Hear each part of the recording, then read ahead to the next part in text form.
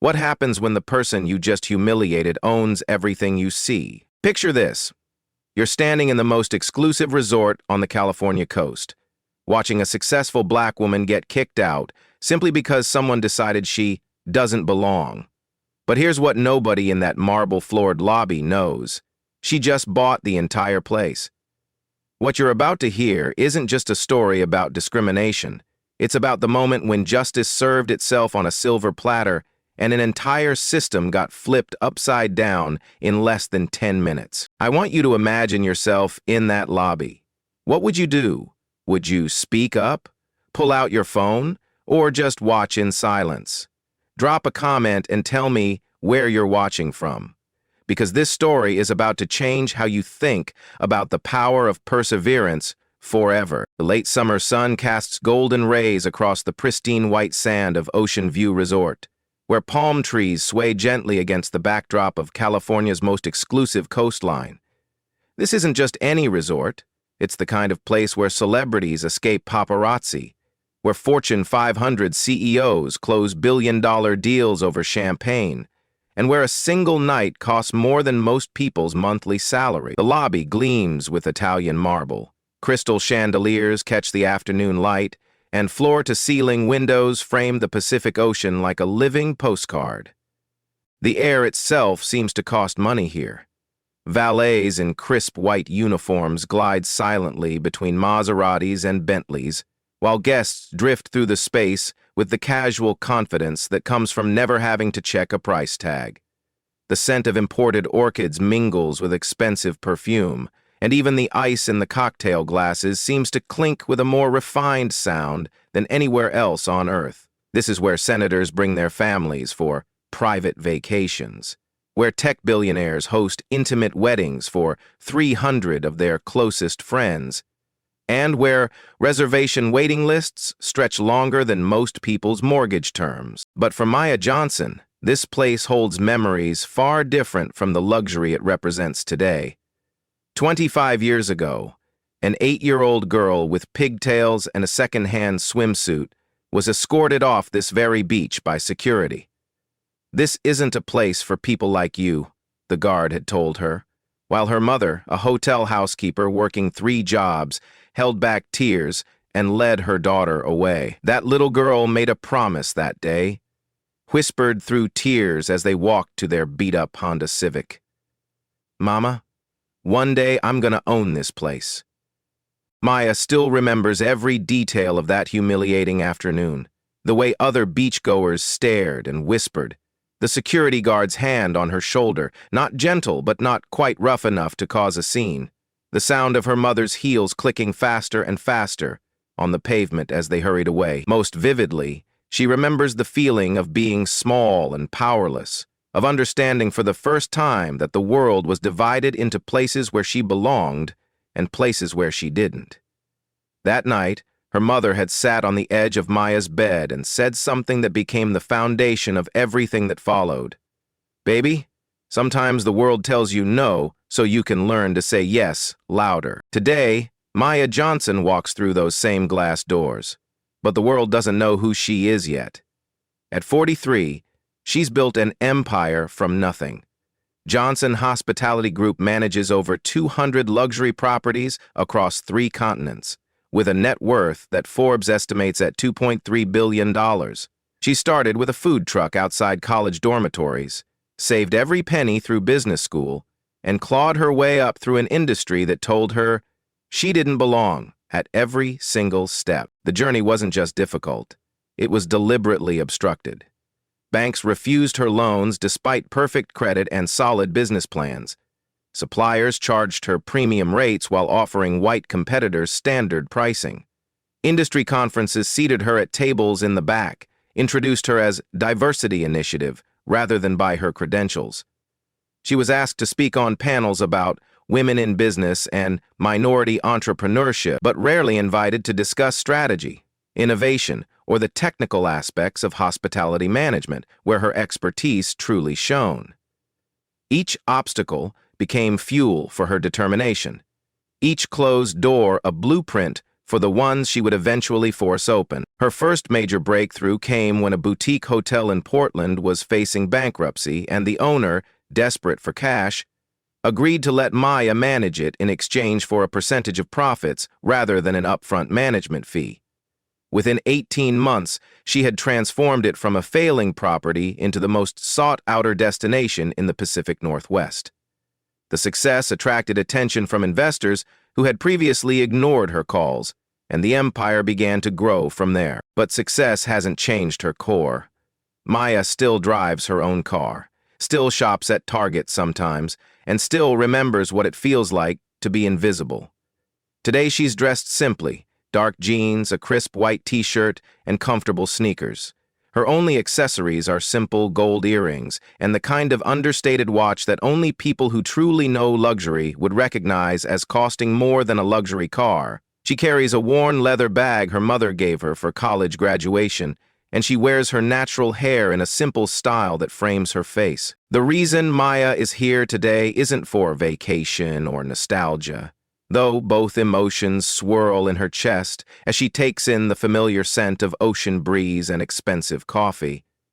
3 days ago, she finalized the purchase of Ocean View Resort for $150 million. The transaction was handled through shell companies and legal representatives, so quietly that even the resort's general manager doesn't know the identity of their new owner yet. Maya wanted to see the place through fresh eyes first, to understand what needed to change before she revealed herself. She remembers the resort's reputation for exclusivity, but she also remembers the whispered complaints from colleagues in the hospitality industry, stories about staff who made assumptions about guests based on appearance, about the subtle ways certain people were made to feel unwelcome, about a culture that prioritized appearance over character. Maya wants to see for herself whether those stories are true, whether the place that rejected her as a child has truly evolved, or whether it's time for a complete transformation. As she approaches the concierge desk, Maya takes a deep breath and prepares to test the waters. She's not here as Maya Johnson, CEO and hospitality mogul. Today, she's just another potential guest, seeing how the staff treats someone who doesn't immediately scream wealth and status. The irony isn't lost on her. She's about to discover whether her own property would welcome her as a customer. As usual, she composes herself in the front terrace. The marble floor clicks softly under her sneakers as she walks deeper into the lobby, past leather chairs where guests sip cocktails that cost more than minimum wage workers make in a day. Classical music plays softly from hidden speakers, and the air conditioning carries hints of expensive perfume and fresh flowers. Everything here is designed to intimidate, to separate the worthy from the unworthy, to make it clear that this is a place where only certain people belong. Maya smiles to herself, remembering that 8-year-old girl's promise. Sometimes the universe has a sense of humor about keeping promises, even when it takes a quarter-century to deliver. The seeds of change were already planted. She just didn't know it yet. Maya approaches the gleaming reception desk where a young woman with perfectly styled blonde hair and a practiced smile that doesn't quite reach her eyes stands behind the marble counter. The nameplate reads Jessica Walsh, and everything about her screams expensive, from her flawless makeup to her designer blazer that probably costs more than most people spend on rent. Jessica looks up from her computer screen, and Maya catches the exact moment when Jessica's smile falters as she takes in Maya's casual appearance. "Good afternoon," Maya says pleasantly, resting her hands on the cool marble. "I'd like to book a suite for 3 nights, starting tonight if possible." Jessica's eyes sweep over Maya from head to toe, not once but twice. It's the kind of assessment that wealthy people might not notice, but that Maya has experienced countless times throughout her life. It's the look that calculates worth based on appearance, that makes assumptions about bank accounts based on the absence of obvious designer label. Maya recognizes it immediately, the slight tightening around the eyes, the way Jessica's posture shifts from welcoming to defensive, the subtle but unmistakable message that Maya is being categorized as not our typical client. "Do you have a reservation?" Jessica asks, her tone shifting from professional warmth to something cooler, more guarded. The question itself isn't unusual, but the way she asks it, with a slight emphasis on you, suggests she already doubts the answer will be satisfactory. "No, I was hoping you might have something available. I know it's short notice, but—" "I'm sorry," Jessica interrupts, not looking sorry at all. "We're completely booked this weekend. Actually, we're booked through the end of the month." She doesn't even glance at her computer screen as she says this, despite the fact that Maya can see multiple booking windows open on the monitor. Maya's smile remains steady. She's been in business long enough to recognize when someone is lying to her face. "Could you just check? I'm flexible on the room type." Jessica sighs, as if Maya is being unreasonably persistent. She clicks a few keys, her manicured fingers moving slowly across the keyboard in a show of reluctant compliance. Maya can see the booking system clearly from her angle. There are at least 6 suites available for tonight, highlighted in green on the screen.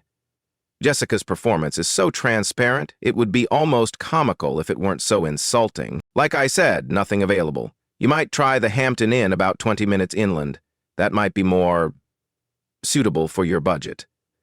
The words hang in the air like a slap. Maya feels the familiar sting of assumption. The way people look at her and decide what she can and cannot afford. But she's learned patience over the years.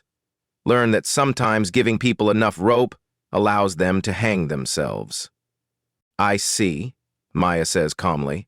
"What about your waiting list? Surely you must have cancellations from time to time." "Our waiting list is for VIP members only," Jessica responds, her voice taking on a slightly condescending tone. "And even then, there's usually a substantial deposit required just to hold a spot. Our clientele tends to be, well, let's just say, they're very committed to their reservations." Maya reaches into her bag and pulls out her wallet, extracting a black American Express Centurion card, the kind that has no preset spending limit and requires an invitation to obtain. She places it gently on the marble counter. "Would this help with the deposit situation?" Jessica stares at the card for a moment, and Maya watches suspicion cloud her features. Instead of apologizing or reconsidering, Jessica picks up the card and examines it closely, turning it over in her hands as if she's never seen one before. The irony is staggering. Maya knows for a fact that Jessica has processed dozens of these cards, but apparently only finds them suspicious when they belong to someone who doesn't fit her preconceptions. "We'll need to verify this," Jessica says slowly. "Sometimes people, well, you know how it is these days. Fraud is such a problem." The accusation is dressed up in corporate speak, but the message is clear. Jessica believes Maya is either using a stolen credit card or somehow unworthy of possessing such financial resources. Maya's patience begins to wear thin, but she maintains her composure. "Of course. What verification do you need? Multiple forms of ID, proof of income, references from other luxury establishments." Jessica lists off requirements that Maya knows aren't standard policy for any reputable hotel. "And even then, our management team needs to approve all new guests who don't come through referrals from existing VIP members." "Referrals," Maya repeats slowly. "I see. And what exactly qualifies someone to refer guests?" Jessica's smile becomes sharper, more pointed. "Well, our members tend to come from certain backgrounds. They understand the culture here, the expectations. We find that works best for maintaining the atmosphere our regular guests expect." The meaning is crystal clear, even though Jessica is trying to dress it up in corporate speak. Maya has heard variations of this speech before, at country clubs, at business conferences, at networking events where her presence was tolerated but never truly welcomed.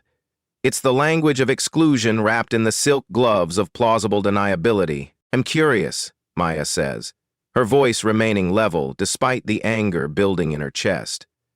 "What exactly are those expectations?" Jessica glances around the lobby, seeming to gain confidence from the expensive surroundings and the other guests who fit the resort's preferred aesthetic. "Look, I'm sure you're a lovely person, but this is Ocean View Resort. Our guests are accustomed to a certain standard. They come here to relax among their peers, people who understand their lifestyle and values. I'm sure you can appreciate that we need to maintain that environment. The words sting not because they're new, but because they're so familiar. Maya thinks of her 8-year-old self, being told she didn't belong on the beach. She thinks of the board meetings where she was the only black person in the room, where colleagues questioned her qualifications despite her track record. She thinks of all the times people assumed she was someone's assistant rather than the person in charge. So you're saying I don't meet your standards, Maya says quietly. Jessica has the grace to look slightly uncomfortable, but she doesn't back down.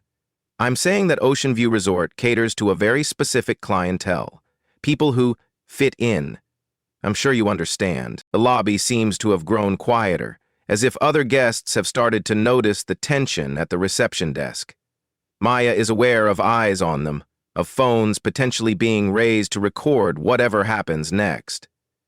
She thinks about her mother's words from that day 25 years ago.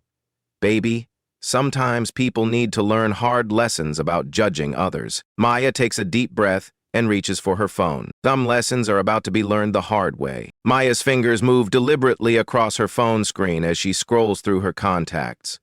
The lobby around her seems to hold its breath, as if everyone senses that something significant is about to happen. Jessica watches with a mixture of annoyance and curiosity, clearly expecting Maya to simply leave in defeat. David, Maya says when the call connects, her voice carrying across the marble expanse with quiet authority. It's Maya Johnson. I'm standing in the lobby of our Ocean View property, and I need to ask you something. What? There's a pause as the person on the other end responds, and Maya's expression grows more serious. Your sister Jessica is working reception today. Did you know that she's been turning away potential guests based on what she calls our standards? Maya's eyes never leave Jessica's face as she speaks. I'm curious about what training she received regarding guest relations. Jessica's confident expression begins to crack. The name Maya Johnson seems to register somewhere in the back of her mind, but she can't quite place it. She looks around nervously, as if suddenly aware that other guests are watching and some are discreetly recording the interaction on their phones. Actually, David, don't answer that over the phone. Come down to the lobby, now.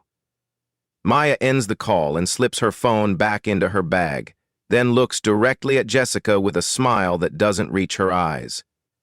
You might want to prepare yourself for a conversation. Who was that? Jessica asks, her voice smaller now, uncertain. Someone who's going to be very interested in your guest services philosophy, Maya replies calmly. The next 3 minutes feel like hours. Jessica tries to maintain her composure, but she keeps glancing toward the elevators and the management offices behind the reception area. Other guests have definitely taken notice now.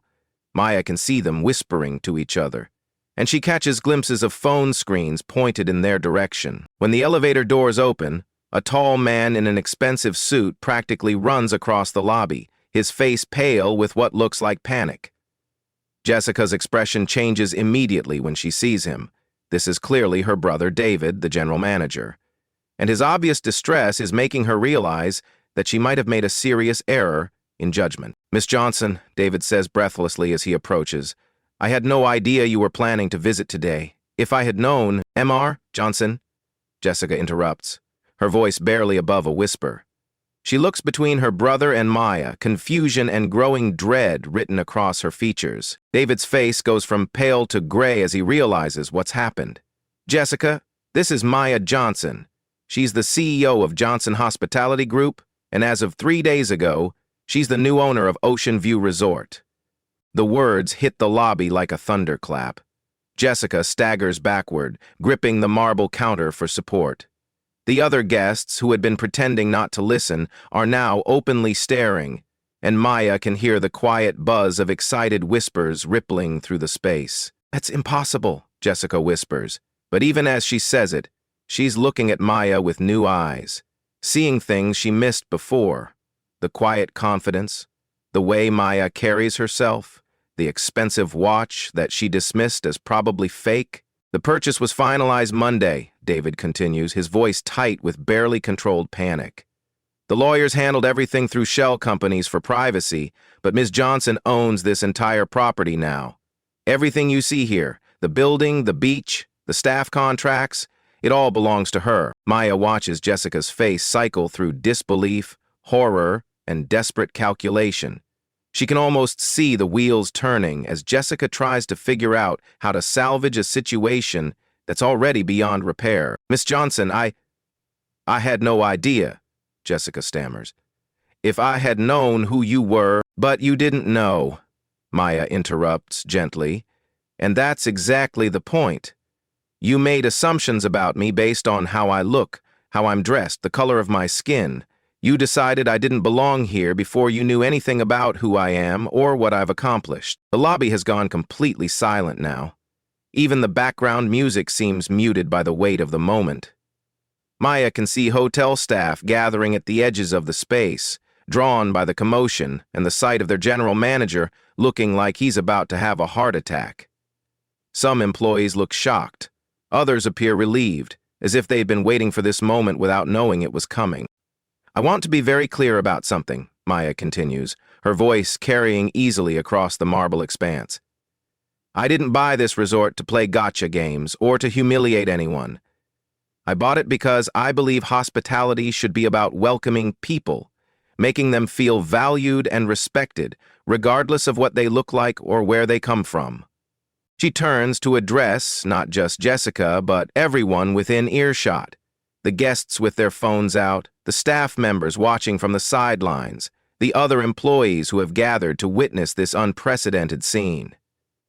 Maya realizes this moment is being broadcast live to the world through social media, and she wants to make sure her message is crystal clear. But what happened here today shows me exactly why this place needed new ownership. The fact that your first instinct was to exclude rather than include, to judge rather than welcome, tells me everything I need to know about the culture that's been allowed to develop here. Jessica opens her mouth to speak, but Maya holds up a hand to stop her. Jessica, you're terminated. Effective immediately. The words land with finality, and Jessica's face crumbles. Please, Miss Johnson, I need this job. I can change. I can do better. I'm sure you can, Maya replies, not unkindly. But you'll have to do it somewhere else. This isn't about punishment. It's about making sure that every person who walks through these doors feels welcome. The revolution had begun with a single word: terminated. Maya turns away from Jessica, who is now being quietly escorted away by security, and addresses David directly. Her voice carries the authority of someone who has built an empire from nothing and isn't about to let it crumble now. The transformation from discriminated guest to commanding owner is complete, and everyone in the lobby can feel the shift in power. David, I need you to close the resort. Immediately. Close the... David's voice cracks. For how long? 24 hours, minimum. I want every single guest who's currently here to be moved to our sister property in Santa Barbara at our expense, including transportation. I want every staff member called in for an emergency meeting in 2 hours.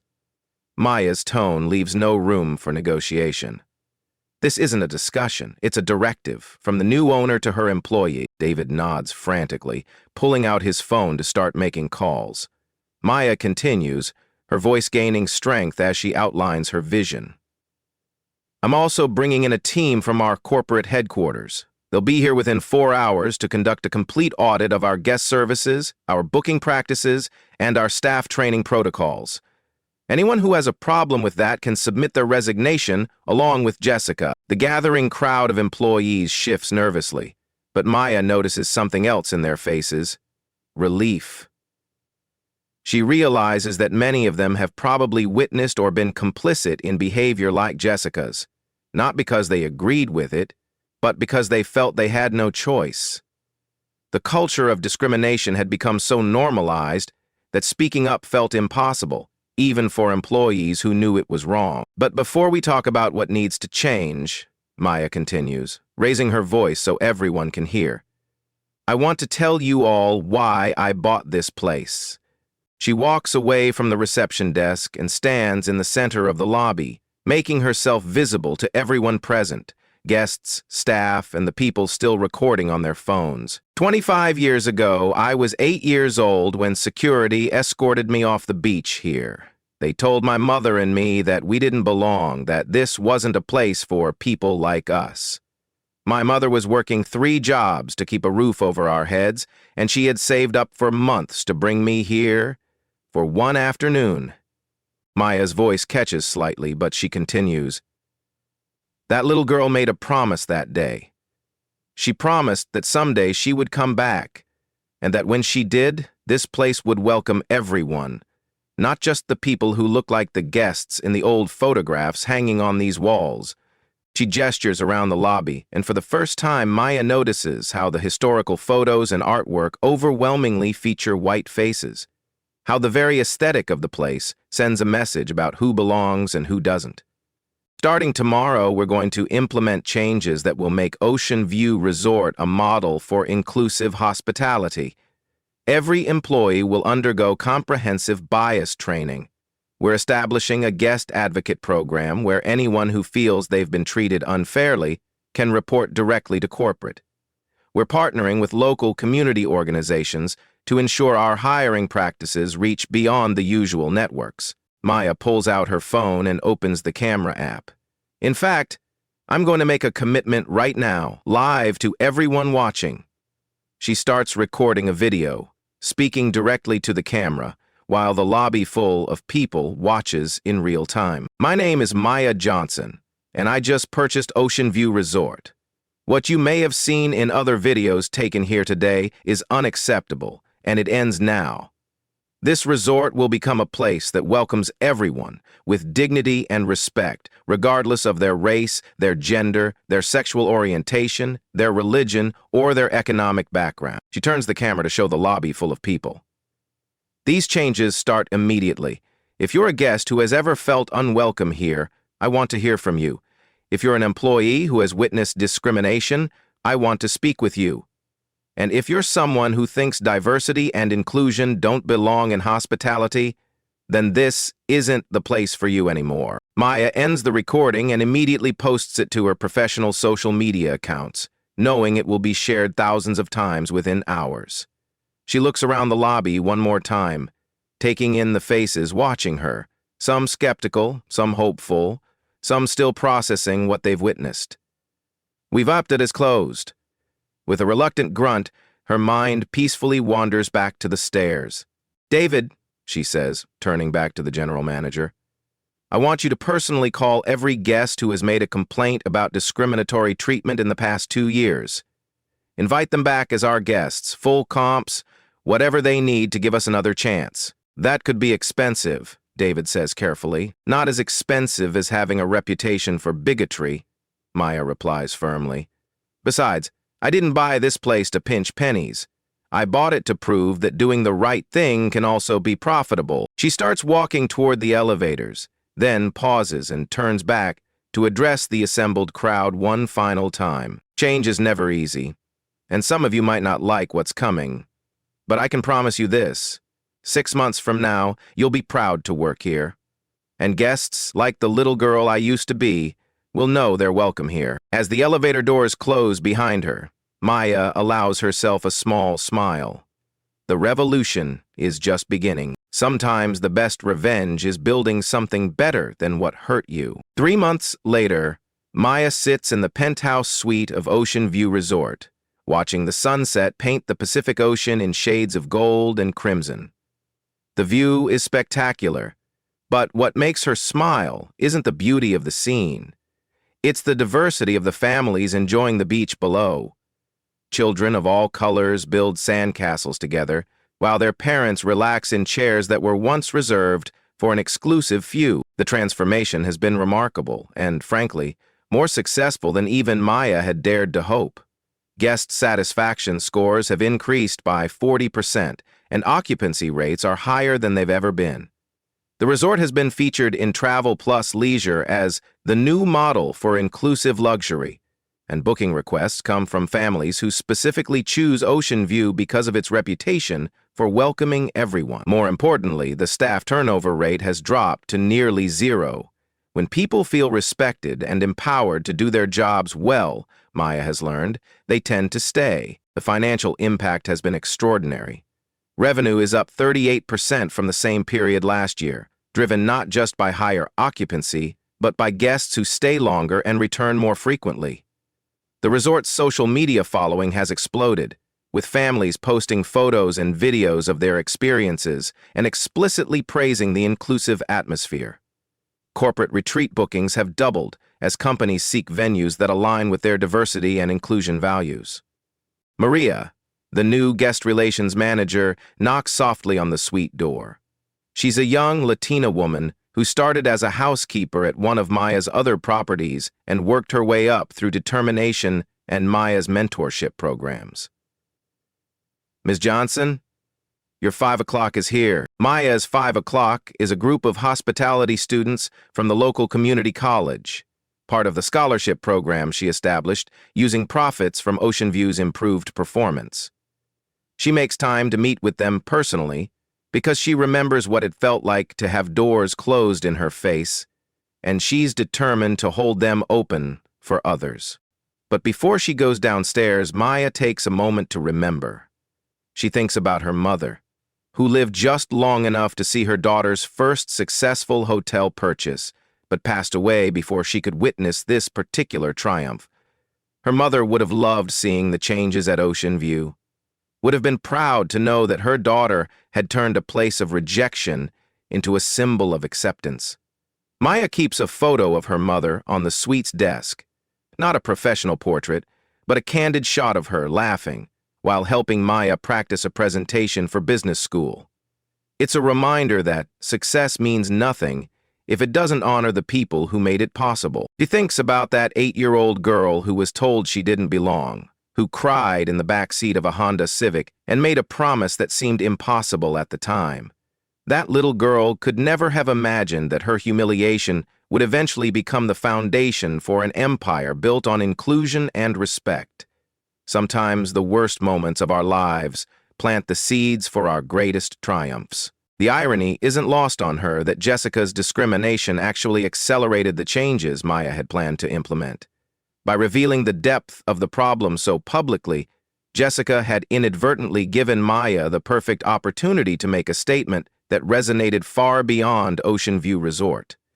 The video Maya recorded in the lobby has been viewed over 10 million times, and the story has been featured in every major business publication. More importantly, Maya has received thousands of messages from people sharing their own stories of discrimination in hospitality settings. Many are heartbreaking, but they've also led to consulting opportunities with other hotels and resorts that want to examine their own practices. Maya has started a new division of her company focused specifically on diversity and inclusion training for the hospitality industry. The changes at Ocean View have been comprehensive. The historical photographs in the lobby now tell a more complete story of the area's diverse heritage. The staff reflects the community they serve. The marketing materials feature families and couples of all backgrounds enjoying the resort's amenities. Even the music playlist in common areas has been expanded to include artists from different cultures and genres.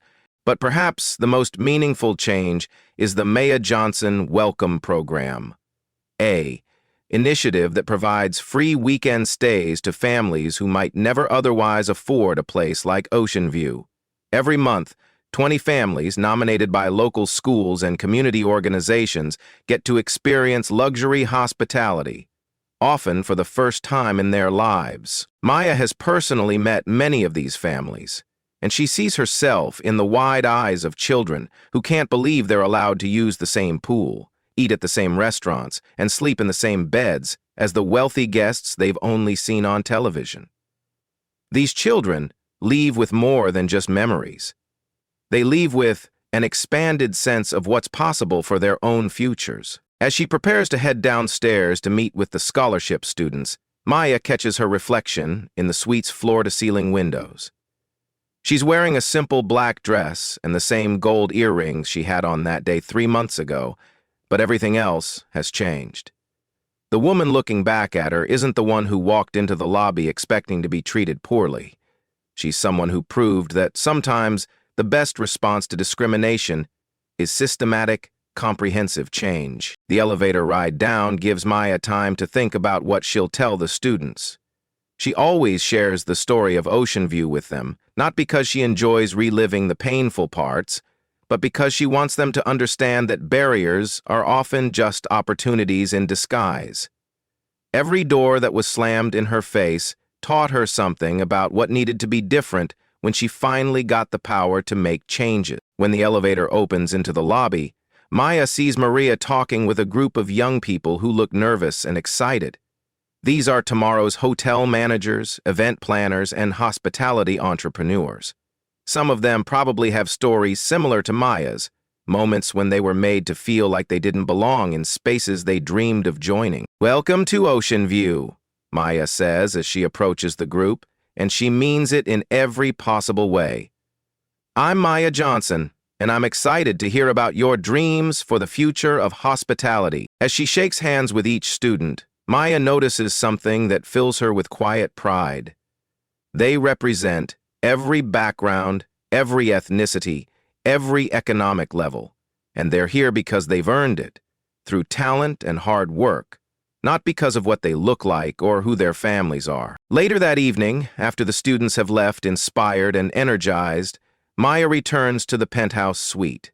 She opens her laptop and begins typing her weekly message to all Johnson Hospitality Group employees, a tradition she started after the Ocean View incident. "Change isn't a destination," she writes. "It's a commitment we make every day to be better than we were yesterday." 3 months ago, this company had a problem with discrimination that we didn't fully understand. Today, we're leading an industry transformation. But tomorrow, we'll face new challenges and opportunities to grow. She pauses, looking out at the ocean where the last light of day is fading into stars. "I've learned that the most powerful thing we can do isn't to seek revenge against those who hurt us. It's to build something so beautiful, so inclusive, so successful, that it becomes impossible to ignore.